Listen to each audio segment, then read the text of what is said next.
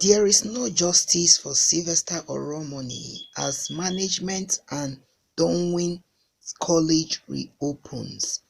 School activities will go back as normal, says Lagos State Police. 5 boys and employees freed by Lagos State Nigeria Police. Alright, my people, you are welcome to my channel. I met your one and only Ogbonge lady, D Iganes King. You guys know I am passionate about great gist and news, so this is the end of discussion for late Sylvester Oromoni, as police report shows that Sylvester died of SEPSIS in ankle injury from playing football, as the alleged boys said earlier on. So people, drop your thoughts, your comment, your opinion whenever you come across this video in the comment section, for us to know whether this is how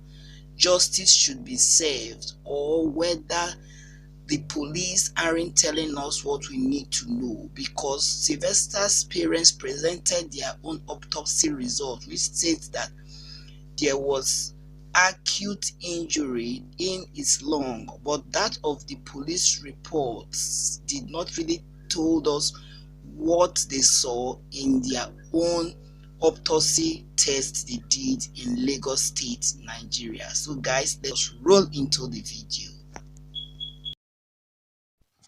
I will say end of the road for late Sylvester Jr. Oromoni, as Lagos State government clears Dowen College students and staff of Sylvester's deaths. So lovelies, you are welcome to my channel. Whenever you come across this video, just know that this is the end of discussion for late Sylvester Oromoni. According to the news, the Lagos State government has exonerated the 5 boys and the 5 colleagues of Dowen College, Lekki, Lagos State, Nigeria, who were linked to the death of a 12-year-old student, Sylvester Oromoni. But guys, before I continue, I would like us to know the meaning of exonerate. Exonerate simply means absolve someone from blame for a fault or wrongdoing. In other words, exoneration occurs when the conviction for a crime is reversed, either through demonstration of innocence, a flaw in the conviction, or otherwise attempts to exonerate convicts that are particularly controversial in death penalty case. So that is what happened in this matter of Sylvester Oromoni. So the Lagos State government also cleared that one Mr. Kingsley Otuaru was the management and school building in Lekki. The students cleared by the Lagos State government were 16-year-old Favour Benjamin, Edward Biku, who I believe is Edward Brown, 16 years as well, Asem Telmeli, 14 years, Kenneth Eyang, 15 years, and 15-year-old Michael Kashamu, the son of the late Senator Buruji Kashamu. They were also cleared by the government of belonging in any unlawful society, including secret courts, due to insufficient facts to establish the evidence. You know, initially people were saying that the boy was beaten because he refused to belong to the Brotherhood Confraternity. So the Lagos State Police Force also cleared staff who are Selena Udwak, Valentine Ibukweze, Ahmed Ayomu Barayu, Adesanya Olusanya, Olusegun, and one Adeyemi. Guys, if I don't pronounce these names very well, please, I beg of you. I'm not from these parts of these states, okay? So they were free under the grounds of the offense of negligence acts. So guys, that is the latest update, because the DPP, in a document containing the legal advice to the Deputy Commissioner of Police State Criminal Investigation Department and the trial magistrate, yeah, they said that the 10 suspects were not responsible for the boy's death. In advice signed by Adetutu Oshinusi, it was stated that the case of Oromoni Jr. was not murder, none was the students poisoned. So according to the advice, the interim and the final autopsy reports issued by Lagos State University Teaching Hospital and toxicology report of the post-mortem samples and that of the Central Hospital were in agreement as the cause of the death, namely septicemia. This one a medical word, if I not pronounce it, we make on another verse, I beg. So in conclusion, they are saying that the boys are innocent, that they did not kill the late Oromoni, all right? That he died as a result of that football injury he had in his ankle. That was what they said they saw in the report to my people. In short, this case, it don't tire me, because different reports, the one the father brought out said that there were some toxic substance found in its lung.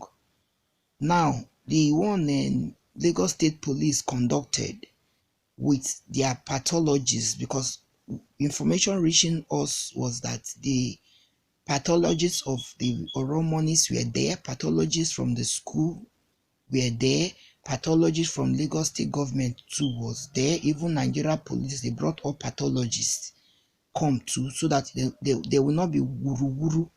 So all the pathologists now agree that yes, the guy died from football match that he went to play. Oh my people, this story, you don't really get K leg and Kobo leg, not be small thing, because as I talk to you now, I strongly believe that those boys now, they will be at their father's parlor now, crossing their legs to drink Motina and chicken, turkey, the one they did not really had time to flex very well in this Merry Christmas we just concluded 2021 and Happy New Year. So, and there will be a lot of jollification now in the lives of the parents of these boys, because murder case not be small case, so na big criminal case. So at the end of the day, they said what? The boys are innocent, so they are free to move. People no go, they point accusing fingers to them again. They'll say, see, and they come, so now buy this Oromoni. They say, nothing like that too. So lovely. So you know that the police probe, and they said 2 autopsies conducted on the body of the deceased student failed to establish prima facie case against the suspect. So as usual, before I continue, let's know the meaning of prima facie. Prima facie simply based on the first impression accepted as correct until proved otherwise. All right, on the first impression until it's proved otherwise. So according to the police, they said Oromoni died sometime last November 2021 after efforts to save his life failed. The 12-year-old boy was alleged to have been attacked by 5 of his senior colleagues, that's 5 of his senior students, for refusing to join a court. But now the police are telling us right now that there is nothing like cultism in this case, as Oromoni's father had claimed that his child was beaten and was fed a substance to drink.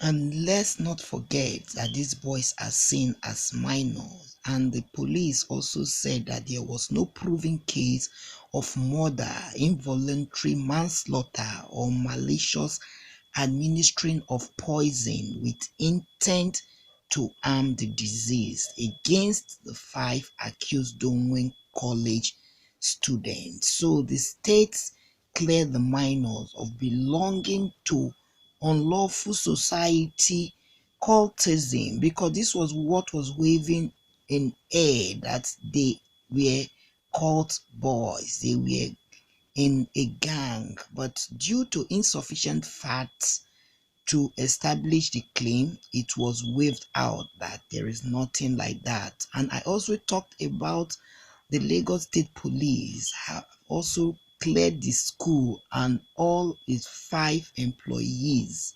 against negligence. That is to say, the school will reopen and students will go back to class and business as usual by parents and the school management. So the big question from Didi: can Nigerians ever find justice in that our obodo country called Nigeria, where only the rich with lots of fat envelope go free with havoc committed? Nobody is safe and the voiceless has no justice. Or could this be pure cover up? Does it mean that the justice system of Nigeria have totally failed? What even if he died of sepsis as the result state? Isn't it due to negligence on the part of the school? When students leave home and go to school, all responsibilities, I believe, should be taken over by the school.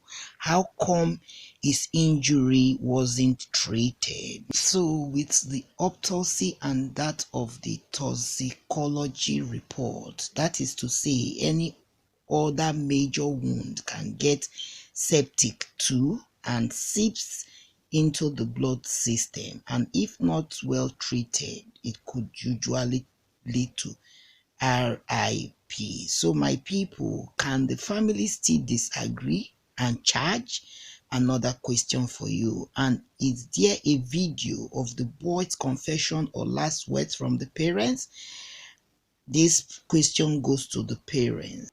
As for me, these are rich family. I will say that I don't think the families should just be quiet about this. This is their son, for crying out loud. They should take steps to still probe the case, because Nigeria as a country, they fear that place. So I am not going to take side. I remain neutral, because only the boy and God knows what went wrong. And am I the only one noticing that boarding schools are now prone to SEPSIS, swollen appendix, chronic malaria? All these names I mention now, but a few, just like that of Kerry's case. They said she died of sepsis, so in the boarding school as well some time ago, if you remember. So this is so unfortunate. This tells me when you have money in Nigeria and you have connections that matters, you can get away with practically anything. What a country. My prayer still goes out to the family of the Oromonis, even as they prepare to bury their disease. Keep resting, sir, and God will definitely fight your battle if this is not true. All right, because it's obvious the parents of those boys are high and mighty in Nigeria, so therefore they can cover up everything by even giving fat envelopes to all doctors involved. But I am not saying that, but it happens. Initially, I must confess, I was thinking that the dead body will be flown abroad for the toxicology test, but I was surprised to see the report today that it was conducted in Lagos State, Nigeria. I thought I read in one of the newspapers where they said that toxicology test is only carried out in Lagos State, Nigeria, in a particular hospital, and after the NSAS wahala, they have stopped using the hospital for some time. So I don't know why they now decided to conduct these toxicology tests in Nigeria. Hey, my good God, I don't understand our country, oh my people. When I go talk something, alone I go talk something, alone I go come still dey bend the thing. You people put this thing on newspaper, on internet, that the boy body will be carried out abroad for this toxicology test to get accurate results. Now, the Nigeria Lagos State Hospital, now that you guys still said that cannot carry out the test for reasons best known to you people because of NSAS. Now you guys are telling us again now that the test was carried out there. In short, this story, oh my good God, I don't even know what to even talk about anymore, honestly. But with the look of this, I think this might be the end of discussion of late Sylvester Oromoni from me, because since the guys have been released and they said they are innocent, so there's nothing for us to talk about again. But I don't know whether Oromoni's family will want to continue with the gbege, whether they no go gree, we no go gree, we must get justice, we no go gree, or they will just allow the sleeping dog to lie and go and bury their boy. My people, so guys, you can see the report on the screen, that the father of Oromoni told the press. That was before they carried out the autopsy. But why I'm even shocked about this? In short, this thing chocotalized me according to Parara. How can different autopsies state different results? One they talk another thing, the other one they talk another thing. Oh my God, that's our country, Nigeria. Hey, our country, Nigeria. In short, make I not talk within my mouth. Because na God na dey help car wey not get tail to take drive fly. With this kind of case, I talk am before, I've always been saying it. When you have fat envelope, your envelope speaks for you. Because how come all the pathologists, I believe the pathologists that were present in this ogbonge matter go reach like 7 or 8. So this case not be more at all. My big man case with the talk here. How come all of them conclude say the boy died of a ankle injury? My people, we go play football. Hey, Chukwabiama mere no mebere, not be small. Thanks for watching to the end of this video. I will see you some other time, God willing. Goodbye for now.